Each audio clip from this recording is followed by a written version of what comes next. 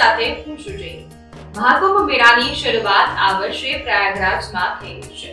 અહીં સૌથી પહેલા 13 જાન્યુઆરીના દિવસે નાગા સાધુઓ દ્વારા શાહી સ્નાન કરાવવામાં આવશે। મોટી સંખ્યામાં નાગા સાધુ કુંભ મેળામાં આવે છે, પરંતુ બાકીના સમયમાં તે એકાંતવાસમાં રહેશે। હિમાલયના દુર્ગમ શિખરો પર તે દુનિયાથી અલગ રહી ગુપ્ત રીતે યોગ અને ધ્યાન અને સાધના કરે છે। પરંતુ તેવામાં સવાલ એ ઉઠે છે કે તેઓને મહાકુંભની જાણકારી કઈ રીતે મળે છે?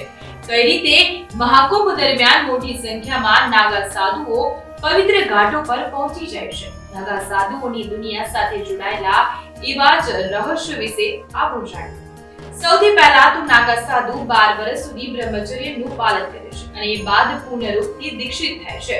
પોતાના દીક્ષાકાળ દરમિયાન નાગા સાધુ હિમાલયના દુર્ગમ પહાડોમાં તપ કરે છે, પરંતુ જ્યારે પણ મહાકુંભનું સ્નાન હોય છે તો રહસ્યમય રીતે તે જગ્યા પર તેઓ પહોંચી જાય છે। તેમની પાસે સંપર્કના કોઈ સાધનો જેમ કે મોબાઈલ ફોન હોતા નથી। તેવામાં સવાલ એ ઉઠે છે કે કઈ રીતે તેઓ જાણી લેશે કે ક્યારે અને ક્યાં મહાકુંભ મેળાનું આયોજન થશે? હકીકતમાં નાગાઓના બધા 13 અખાડાના કોટવાલ મહાકુંભથી ખૂબ પહેલા મહાકુંભની તારીખ અને સ્થાનની જાણકારી આપવાનું શરૂ કરે છે। કોટવાલ દ્વારા સ્થાનિક સાધુઓને સૂચના આપવામાં આવે છે, ત્યારબાદ શ્રૃંખલા બનતી રહેશે। ત્યારબાદ નાગા સાધુ તે સ્થાન તરફ કૂચ કરવાનું શરૂ કરે છે જ્યાં જ્યાં મહાકુંભનું આયોજન થવાનું છે। તે કેટલાક લોકો તે પણ માને છે કે યોગથી મેળવેલી સિદ્ધિઓ દ્વારા નાગા સાધુઓ ગ્રહો નક્ષત્રોની ચાલતી મહાકુંભની તારીખ અને સ્થાનની જાણકારી જાતે જ મેળવી લેશે। જે નાગા સાધુઓ રહેતા હોય છે ત્યાં તે ધૂણી જરૂર સળગાવે છે। આ ધૂણીને ખૂબ પવિત્ર માનવામાં આવે છે અને તેના નિયમ પણ છે।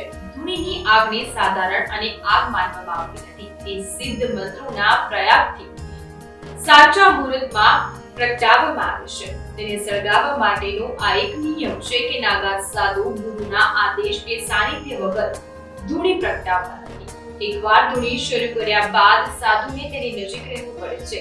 જો કોઈ પરિસ્થિતિમાં નાગા સાધુએ ધૂણીની પાસેથી જવું પડે તો તેના સેવક જરૂર ત્યાં હાજર હોય છે।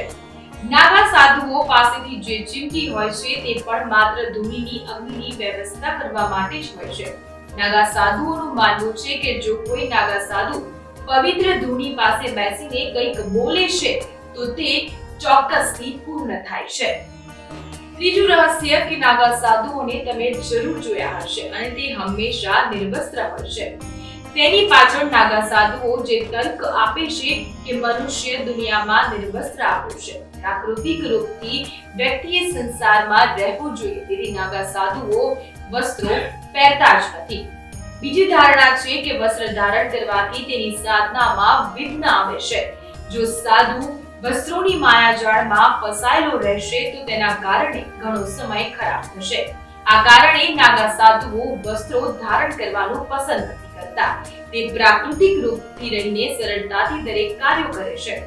યોગ કરી નાગા સાધુ પોતાના શરીરને એટલું મજબૂત બનાવી દેશે કે દરેક પરિસ્થિતિ અને જળવાયુમાં તે નિર્વસ્ત્ર થઈને જીવી શકે છે। આવા સ્પેશિયલ રિપોર્ટ માટે આપ જોતા રહો રીતમ ન્યૂઝ। નમસ્કાર।